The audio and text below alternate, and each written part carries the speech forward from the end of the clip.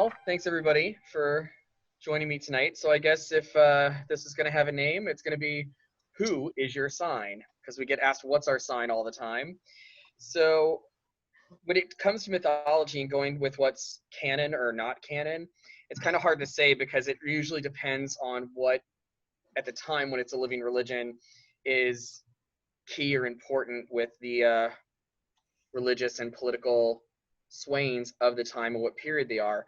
So when it comes to the Zodiacs and the myths behind them, some of them are very cut and dry where it's like this one individual, and then there's other ones where it could be these possible people. So I'm basically either going to give you the one myth that goes behind it or the variations of those said myths and all the numerous people. And I will go through and give you all story time. And if there's any questions you have afterwards, feel free to hit me with them. Something you want me to go over again, let me know. I'll be more than happy to do that. So with that, I guess I will begin, starting with the first sign of the Zodiac, which is Aries, the ram. Is anybody an Aries here? Cricket, cricket, cricket. Okay, cool. Mike is. Oh, nice. So basically, Aries is the winged ram, Chrysomulus, which is a mouthful. But King Athamas was married to a goddess or nymph named Nephili.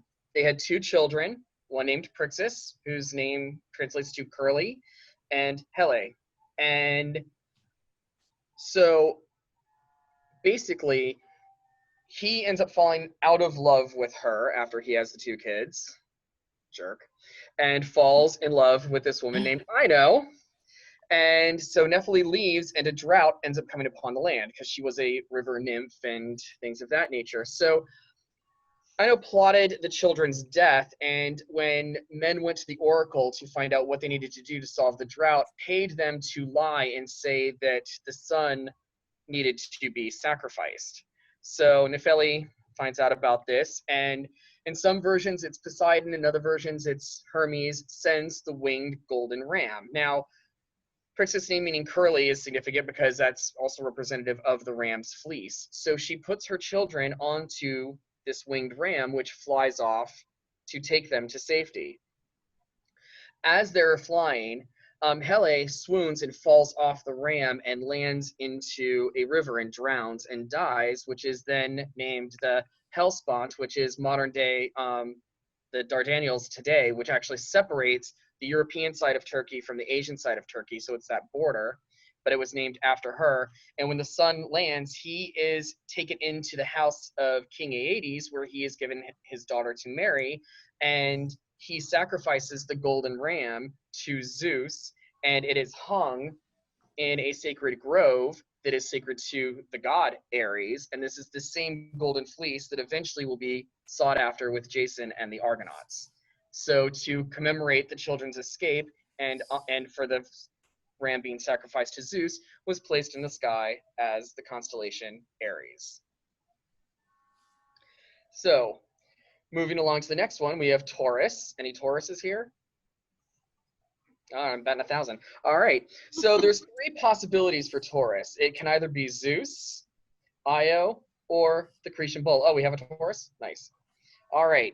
So the first story deals with Europa, who was out in a field with all of her maidens, and Zeus, of course, being who he is, falls in love with her, and he takes the form of a beautiful white bull. And he's very docile to her, and she starts petting it and starts to get brave and jumps onto his back, and he darts off with her and whisks away to Crete, where eventually she becomes the queen of Crete, and obviously Europe is named after her name. And according to this version, the bull is put in the sky, representing Zeus in his bull form for making Europa the queen of Crete. Now, Io is a woman who, here again, Zeus falls for. Imagine that. And she, as he is with her, Hera gets wise, his wife, that, you know, something is a little foul here. So he turns this woman into a heifer to disguise her. Hera, being smart and knowing what's up, mentions the beautiful heifer, asks who it belongs to, and when he can't give her an answer, says, "Oh, well, I would like to have it." And him not being able to say a reason why she can't, has to give this heifer to her. To which Hera takes her guard Argus, who has 100 eyes, and has him guarding her so Zeus can't rescue her, because at some point, at least 2 of his eyes are always awake and he never sleeps. So Hermes is sent by Zeus to rescue her, and he tells a whole long line of really boring stories, plays the panpipes, in some versions has a wand that puts him to sleep, and all of the eyes finally fall asleep, to which Hermes kills him and releases her, but then Hera sends a gadfly to keep her as she goes running to get away from the gadfly. Now, when this guard gets killed, Hera takes the eyes out of the guard and throws them into the tail feathers of her sacred bird, the peacock, which is why to this day, the peacock's tail is shaped with eyes. Now, she runs into Prometheus, who is still chained to his rock, and lets her know she will be human, and she will be the ancestress to one of the greatest heroes named Hercules, or Heracles. And she gets to Egypt, and eventually Hera lets Zeus turn her back into a human. So some stories say that the bull is representing this whole story of Io. The other one is the Cretan bull. Now, King Minos, who is actually a descendant of Europa, decides he's going to be king instead of his brothers, and states that he should be king because divine providence favors him and that the gods will give him what he wants. So to prove this, he actually dedicates a temple to Poseidon and prays to Poseidon to give a sign of his right to rule, and Poseidon gives him a beautiful white bull that he is then supposed to sacrifice. So Minos' brothers go, "Okay, we concede, you're king," and he doesn't sacrifice the bull. He decides instead he's going to keep it and sacrifice a different bull. And Poseidon didn't take this too well. So Poseidon decides, in some versions, he does it himself. In other versions, he approaches Aphrodite and makes Minos' wife fall in love with the bull and want to mate with it. So she goes to the brilliant inventor Daedalus and asks her to help her in this endeavor.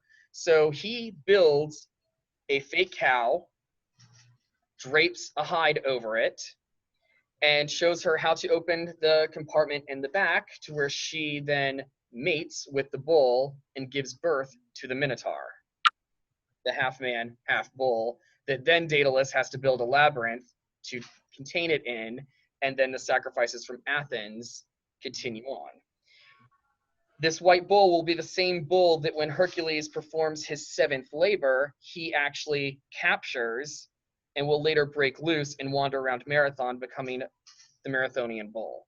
So other versions are that Taurus is actually the Cretan bull that features in to the significance of the bull worship and the significance of the bull in Crete.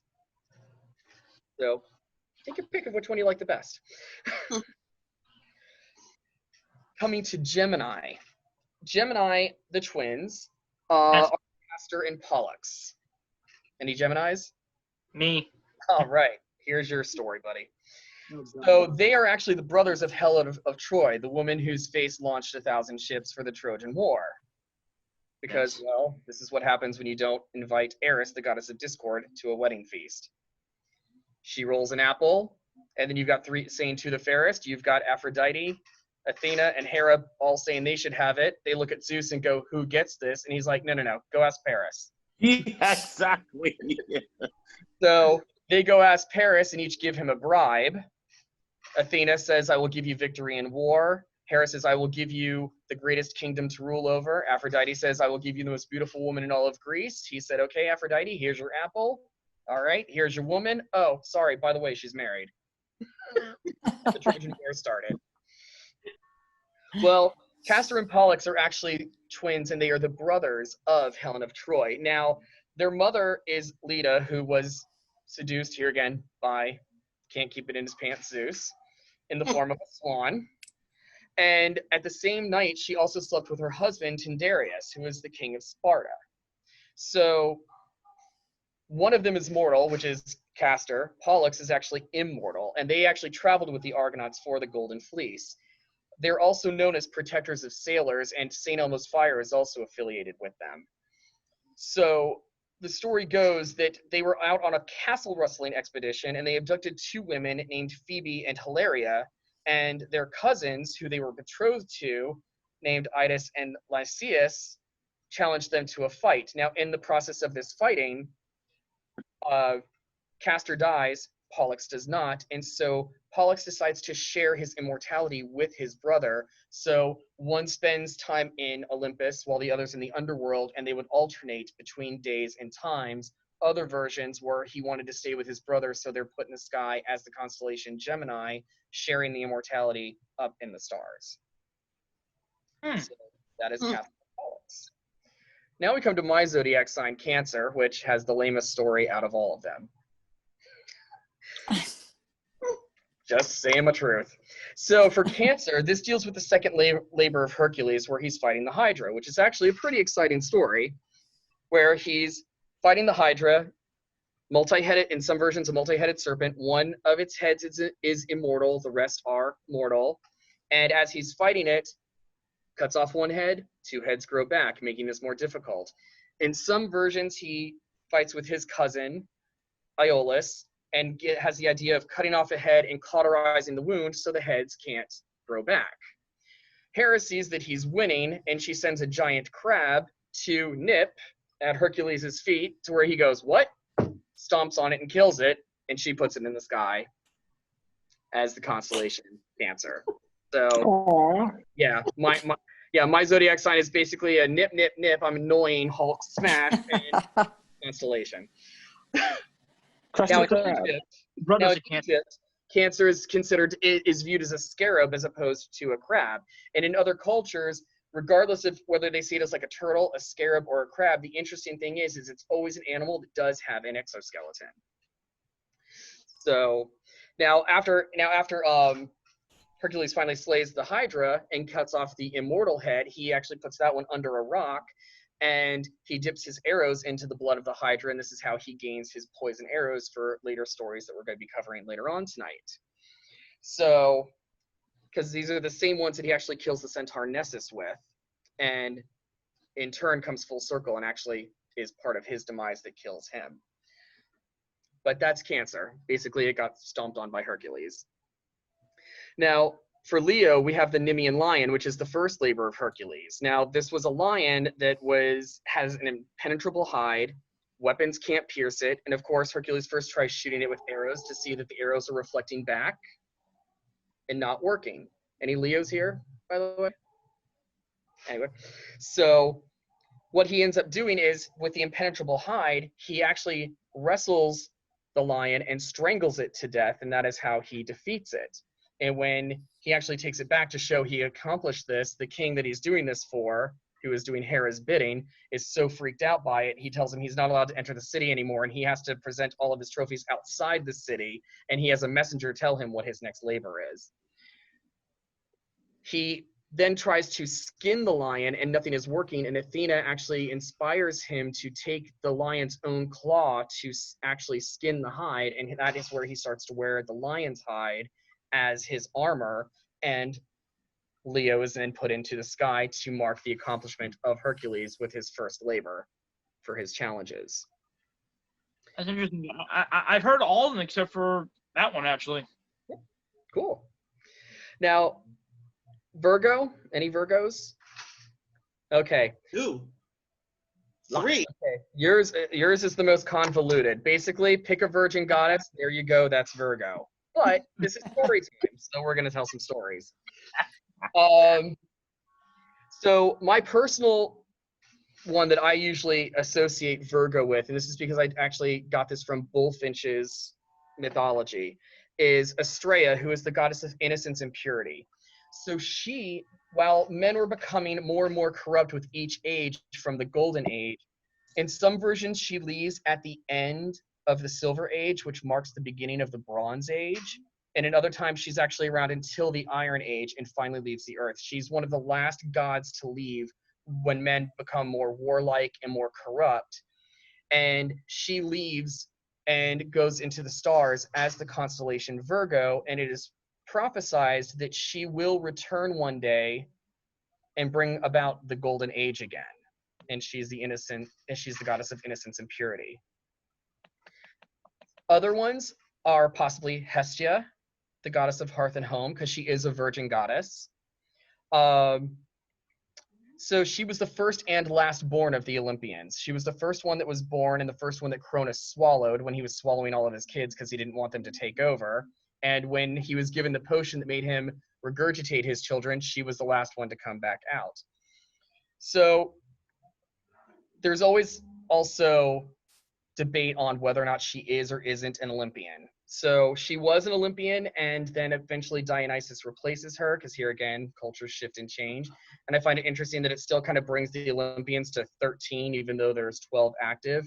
But the reason why I love her so much is because she was like, I'm here at the hearth. This is where I'm happiness. She didn't have time to deal with the politics and all of the drama that the other Olympians were at. So she was basically like, Dionysus, you want the throne? Have it. I'm going to come over here and tend the fire of Olympus where I'm happiest, because she knew and had the security of no matter what, she comes first. Offerings are given to her first because she is the goddess of the hearth and of the home. So it could also be a representation of Hestia. It could also be Athena. Yes. I was reading the Percy Jackson series, and the 5th book, she comes into play a big time at the end of it. And oh, sorry. That series. Sorry. I know. I'm saying I have to finish that book series. It's really good. I never finished it. Okay. Hey, I'm on the third one, so. I don't want to ruin anything for anybody, so yeah. But thank you. I'm glad to know she comes into play because she's one of my favorite goddesses. Now, another one could be Athena.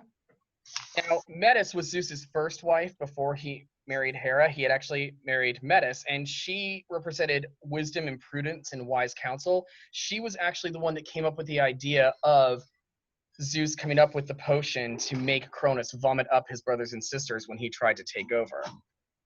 So it was foretold that if she gave a son to him, the son would overthrow him like he overthrew Cronus. So, well, Zeus can't have that. So he challenges her to a shape-shifting competition.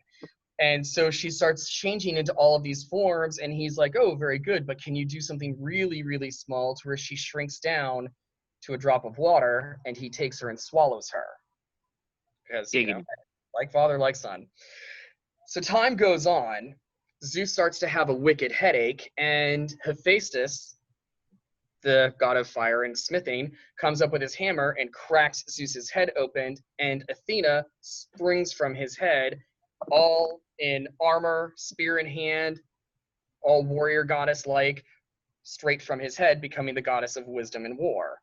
She also ends up wearing the Aegis, which in some versions is a breastplate, and other times it's a shield, and it's usually depicted with the head of Medusa on it, because Medusa was a priestess of Athena who was raped by Poseidon in her temple, and the two of them, her and Poseidon have lots of issues. That's true. Yeah. It rapes her in the temple, and of course somebody needs to be punished. She can't punish Poseidon, so she disfigures Medusa into looking like a Gorgon. She gets the snakes in her hair, the fangs, the bulging eyes, the scaly skin, which some historians theorize that the look of the Gorgon was actually based off of corpses that people had seen in the streets, because death was all around that time and they weren't so separated from it as we are today. Wow. Now, when Perseus ends up slaying Medusa and chopping off her head, it's given to Athena as a gift. So it's interesting how, though she was a priestess of Athena, in some ways she still serves the goddess, just now with her severed head on the shield being a mighty weapon and a form of protection. So it could be her. And then other people say Artemis as well, because she was a virgin goddess as well, whose mother Leto got pregnant by Zeus. Surprise, surprise. And Hera claimed that she could not give birth on terra firma and sent a giant snake called Python to chase her around the world to make sure she couldn't find some place to give birth. And in some versions, Apollo, being the god of truth and of prophecy, informs her of a floating island named Delios, and it's technically not terra firma because it's not connected to the ground, and she goes there to give birth, and Artemis, it's in some versions, was born first and then was the midwife to assist in the birth of Apollo. So it can come into play there as well. So those are at least 4 goddesses that you can choose potentially represent Virgo. Any Libras? Yes. Alba. Okay, there, nice. Okay, so Libra, interesting enough, the only item that is a zodiac. So that can be the scales of either Dike or Themis. Dike and Astrea from earlier sometimes get correlated together. And in some way, and sometimes her and Astrea are both mentioned as the daughters of Themis. So it's interesting that the daughter is here with the mother scales right next to it. But she was the goddess of justice and the spirit of moral order and fair judgment, where Themis was more the personification of divine order, and she was actually the second wife of Zeus. So, and it says that Themis is basically, she was not known as being wrathful, but if she's ever disregarded, or if people embrace hubris too much, which is arrogance against the gods, it would be Nemesis, the goddess of retribution, that would actually punish those that didn't adhere to divine order. So Themis and Dike are kind of like 2 sides of the same coin, and it's the scales of them that weigh out the judgment against people. So that is where you get Libra. And it also and Libra also has a tie into the fates too, because there are some tellings of mythology where the 3 fates are actually the daughters of Themis and Zeus, and they are respected because they are actually a power greater than Zeus that Zeus can't even go against. If something is fated, there's nothing Zeus can do about it. Scorpios? All right. So Scorpio ties in a lot with the constellation of Orion, too. So with Orion, Orion was a great hunter, and some tellings also like to say that he's the one man that Artemis was in love with, but that was actually more an invention of like the Renaissance, because they couldn't accept that like a man or a woman might actually share mutual interests without wanting to do the horizontal mambo. So, you know, they were actually just really good friends, and it was platonic. So she and he are hanging out and talking, and he gets too enthralled in the hubris and claims that he is going to kill and hunt every creature on the world, which offends Gaia. And Gaia then sends a giant scorpion to go and fight Orion, slaying and killing him. And Orion and the scorpion are both put into the sky as constellations. The scorpion as Scorpio to keep Orion in check, and they are actually on opposite ends of the sky to keep them from fighting with each other. So when you're looking at the horizon, as Scorpio is rising, Orion is going past the horizon, so they no longer fight in check. Now, there's also the story of Artemis being friends with the 7 sisters, also known as the Pleiades. And they were friends of Artemis, and Orion kept pursuing them, and Zeus, to help Artemis out, ends up turning them into doves and then into stars, and they become the Pleiadian stars. And Artemis has Apollo kill Orion with a scorpion, because she's mad that she can't see her friends, and then Orion gets put in the sky and is still pursuing the Pleiadians in the sky. So it didn't really do a whole lot of good to help them out. But those are the 2 main stories involving Orion and Scorpio, and they play very much into each other. Any Sagittarius? All right. So Sagittarius is Chiron, the wisest of all of the centaurs. So the story of how he eventually becomes a constellation, he trained numerous heroes, such as Hercules, Asclepius, and many others. And he was actually visiting a centaur named Pholus, and Hercules decided he wanted to have some wine, but he unknowingly picked special wine that only the centaurs can drink on special occasions. Well, when the aroma of the wine wafts out and the other centaurs smell it, they get angered and come to attack Hercules. Hercules is basically kicking butt and taking names and killing centaurs left and right. And as they're all running off, Hercules is taking his poison arrows and shooting them at them, and actually accidentally strikes Chiron with one of his arrows, which poisons him. So Chiron is now in agony, but this actually also makes Chiron the wounded healer. So he beseeches Zeus to end his anguish, and Zeus lets him die and puts him in the stars as Sagittarius. And then there's other stories where he's not just Sagittarius, but he's also the constellation Centaurus. But there's other versions with Centaurus saying that it's actually, wait for it, Centaurus, who is the father of the centaurs and actually was the one who was the first to group the stars as constellations, and he taught people to do this by putting himself in the sky. And the one universal thing is that these two constellations are used for navigation and to help with navigation, and helped the Argonauts in their navigation and sailing. So that is Sagittarius. It is the wise centaur Chiron. And in some versions, he's also Centaurus, and in some, he's not. Capricorns? All right, Capricorns. So there's two main ones that I find here with Capricorn. There's either Pan or Amalthea. So we'll start with Amalthea.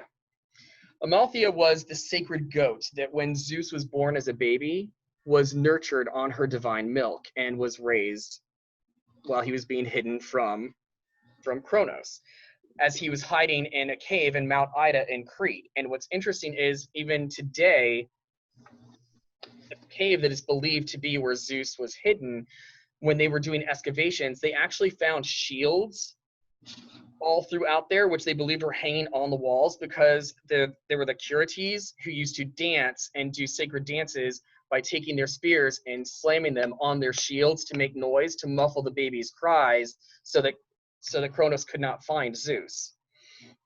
So in honor of this goat that nurtured him as a child, he put her in the sky as Capricorn, and her hide is what was used to make the Aegeus, his breastplate or shield that he eventually gave to Athena, and you usually see Athena wearing. And he took her horn, and that is where the cornucopia, or the horn of plenty, came from, that he gifted to the people using her horn. Nice. Now, with Pan,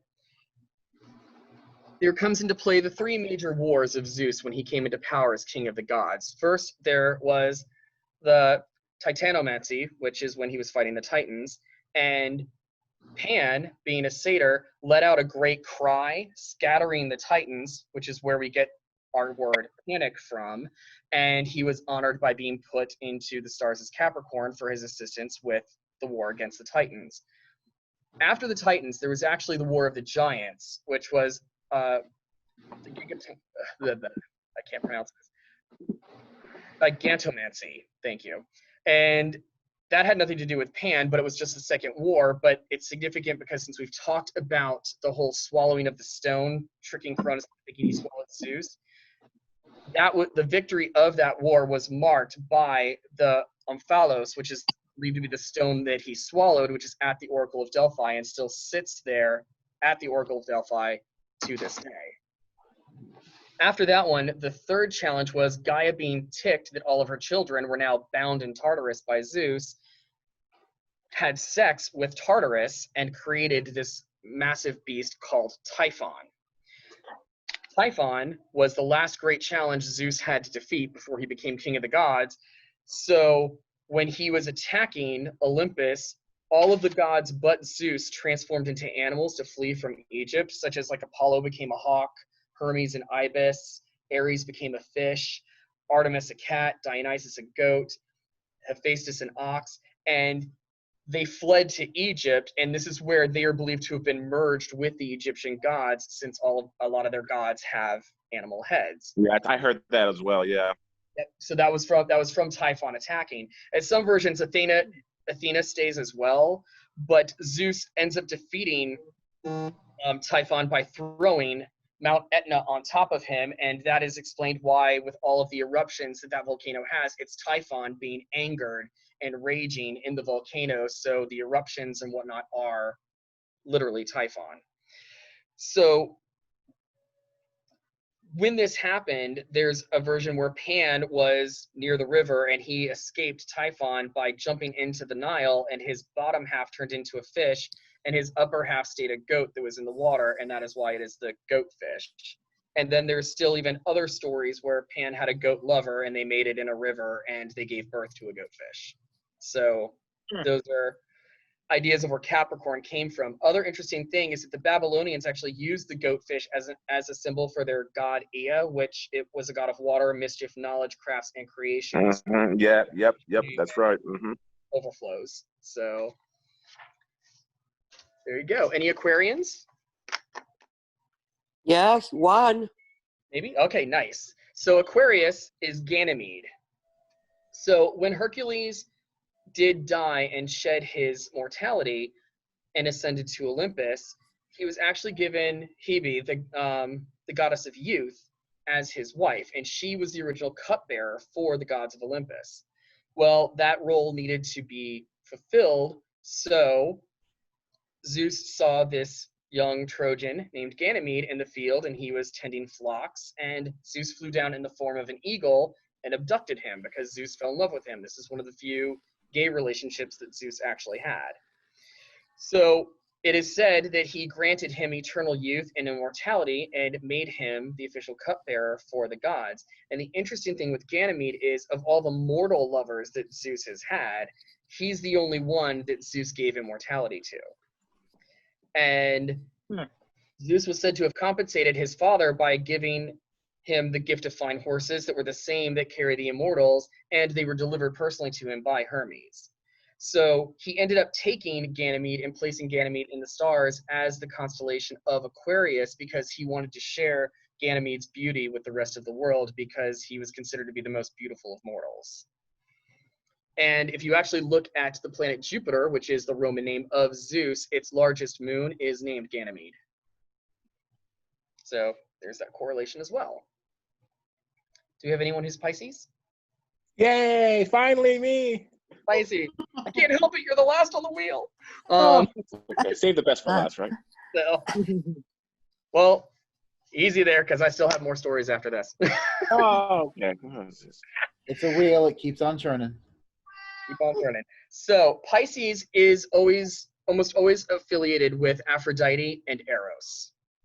So going back to the attack of Typhon, there is a version where her and Eros are bathing by the Euphrates River, and they transform into a fish, and she ties a cord to the two of them to escape from Typhon so that they don't get separated, hence why the symbol is the two arches with the line. It's representing the two fish tied by the cord. Now, there's other versions where they actually jumped on the back of fishes to escape, called the Ichthys, which is, I'm probably mispronouncing that because I don't speak Greek, but it's actually Pisces in Greek. And then there's other tales where it either usually deals with the escape of Typhon or the birth of Aphrodite. Because in the birth of Aphrodite, when Gaia had given birth to the Titans, Uranus was not letting the children come out of Gaia, and she was getting frustrated, so she had given Kronos a sickle, and Kronos had cut off the testicles of Uranus to make him finally separate from Gaia and the children to come out. And when the testicles hit the sea foam, Aphrodite was born. So the shell that she rode in on is sometimes said to be brought by the ichthocentaurs, which were named Aphros, sea foam, and Bythos, the sea depths. So they're basically centaurs that actually had lobster claws coming out of their heads and fish tails as opposed to horse tails, and they helped to bring her on shore, and sometimes it's just fish. And then there's other versions where an egg rolled into the Euphrates and fish rolled the egg up on the shore, and then a dove, Aphrodite's sacred bird, landed on the egg, and the egg hatched, and Aphrodite came from the egg. So it always ends up being affiliated with Aphrodite, and usually Aphrodite and Eros. And it's marked into the skies as Pisces. So then there's that complicated 13th Oh, zodiac wait. sign. Another thing is there's a theory that Aphrodite is actually not a god. She's a Titan. Yeah, that would make sense since she was actually born from the testicles of a Titan. Yes. Okay. So the 13th zodiac, supposedly, Ophiuchus, the serpent bearer. So every so often, everybody like gets their knickers in a twist, going, "Oh, the zodiacs are wrong." Technically, no. What it is that the sun actually goes completely through all of these signs, and though the sun does actually pass through Ophiuchus, it only does it about 90%, not 100%. It either would have been Ophiuchus or Scorpio. It would have been one or the other, and they went with Scorpio. But the constellation is representative of Asclepius, the god of healing. So he was the son of Apollo, who he learned medicine from, and he also studied under Chiron, and he ended up surpassing both of them as healers. Now, there's some tales that say a snake licked his ears clean and taught him secrets thanks to a kindness he bestowed upon them. And then there's other versions where he was trying to figure out how to bring a man back from the dead, and a snake crawled too close to his staff, and he unwillingly and accidentally bashed it to death and killed it. And then another snake came in with an herb in its mouth and placed it on the snake's head and resurrected it. And that is how Asclepius learned the art of resurrection. So there are temples built to him where they practice healing. They actually did dream and vision interpretation to use in the treatment.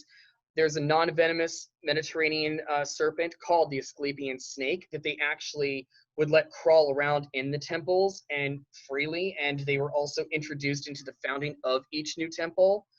And the rod of Asclepius, which is still a symbol for the medical profession, is even a staff with the serpent entwined around it, one singular serpent, where the caduceus actually has 4 and belongs to Hermes.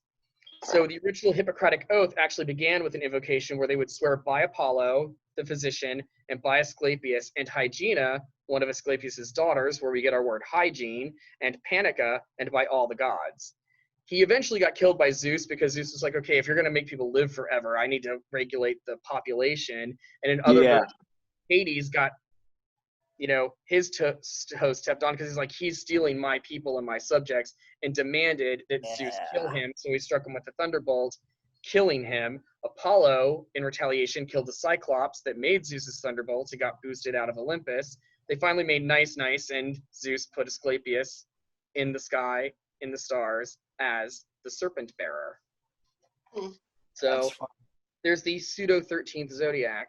Now, what's up? I would say Hades got pissed. I'd say that's the story.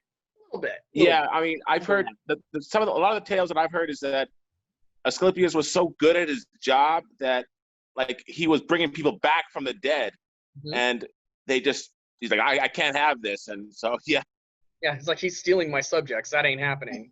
Yeah, exactly.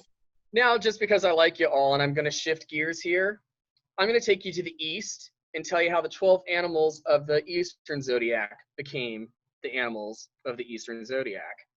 And that deals with the Great Race. The Jade Emperor, ruler of the heavens, decided that he wanted to mark out time, and he was going to have 12 animals that was going to mark out the time. So he had a race. So they all were in a competition.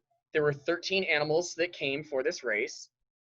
And part of the race was they had to cross this mighty river. Well, Rat and Cat actually jumped onto the back of Ox, and Ox agreed to help take them across the river. Right when they were almost across, Rat shoved Cat off and leaped off of Ox's head to get first place, and Ox begrudgingly took second. Tiger managed to swim through the river and made it and got into third place. Rabbit was actually jumping from rock to rock, fell into the river and got onto a branch, and a gust of wind blew him to the shore and had him come into fourth place. Dragon ends up flying in for fifth, and the Jade Emperor was confused, going, how is it you came into fifth place? You were a shoo-in for winning. Well, Dragon explained that he flew over a village. In some versions, there was a fire. In other versions, there was a drought, and he brought rain down to help the villagers. And then he saw an animal floating on a log and sent wind to help him out. So Dragon pushed Rabbit into 4th place and took 5th.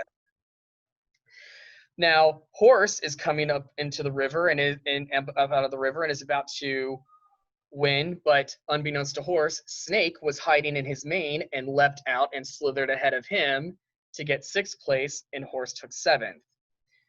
Now Rooster couldn't travel over the lake and found an abandoned raft and convinced Goat and Monkey to assist him in paddling it over, and they worked together to paddle across the river. And they agreed that because the goat was the most comforting of them, Goat should take the next place, and then Monkey went, and then Rooster. Dog was playing in the water too long and finally realized, oh wait, I've got to get out of the water and get in the hierarchy here, and went in. And then last but not least, Little Pig finally floated across the river and got to last place because he got hungry and took a nap. Now, for those of you wondering what happened to Boo Boo Kitty, Boo Boo Kitty finally gets out of the river and finds there's no places left because there were only 12 positions and didn't get a place on the calendar, which is why, to this day, cats chase rats. I like it.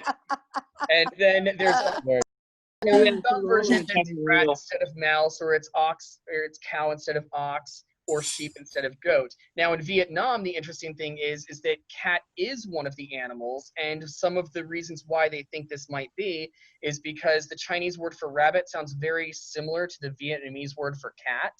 So in their story, rat didn't compete, rabbit didn't compete, cat did, and when rat pushed cat off, the cat finally got out of the water and came into 4th place from being pushed off of the ox's back. And in Thailand, instead of dragon, they have the naga as one of their animals instead. So there you go, East and West mythology. And it's also interesting, even when you start to get into like even Judeo-Christian mythology, because like with Hercules' labor, where he's going into the Garden of the Hesperides to get the golden apples, and it's like he's going into a sacred garden to get this special apple that's being guarded by a fire-breathing snake, and it's like, oh, gee, that sounds very familiar with a certain rib that I've heard about, right? too, you know? So it's interesting seeing those correlations and how Tartarus is even mentioned in the Bible. You know, it's interesting seeing all the correlations, and even like when we were talking about Campbell, how Christ himself even fits the profile of a mythic hero when you think about it. So it's interesting seeing the pagan DNA of Christianity when you look at some of the My main source is Bullfinch's mythology. That is my favorite. It's an excellent. I've also, the History Channel did a series called Clash of the Gods, where they talk about the myths and historical things that they found that kind of overlap. Oh yeah, I remember that. And also, I have a really good friend that I've known on Facebook who I unfortunately haven't met yet because he lives in England. But this super hot guy that is Greek, and he's a Hellenistic witch, and actually is from Cyprus. So when I was putting my notes together, he and I video chatted on Facebook, and we compared notes. Love and Light is actually at 1419 East Commercial Boulevard. We're right off of Oakland Park. If you know where the Flanagan's is, just south of Dixie, we're in the plaza right next to it with the zoo gym. And we are actually now starting to bring back our classes and events. We're doing it as safe as we can with social distancing. We have sterilized the store. We do require people to wear masks. I also have 2 air filters going on at all times to make it as safe as humanly possible. And we're starting to. I'm waiting to hear back from the one gentleman who does our Tai Chi classes to see if our Tai Chi class can come back. I've got Albo coming back with her fiber magic, and we will be hosting some of the vendors from the Wild Magic Collective that you're used to seeing. So we're going to be hosting them to, support you guys in the community. And we're bringing back some of our Reiki classes. We can't do our new moon cleansing ceremony right now because of social distancing, but if you follow us on Facebook, I do a virtual cleansing banishing ritual every new moon in place of the in place of the clearing. And I know we've got some Akashic record classes coming up too. We've got Introduction to the Akashic Records, and if you want to get certified, I have a woman who's actually teaching certification classes. If you go to our website, lovelightspiritualemporium.com, we have our calendar of events listing all the events that we've got upcoming. And you can also follow us on Facebook and Instagram. We are open every day from 10 to 8, except for Sunday. Sunday, we're 12 to 6.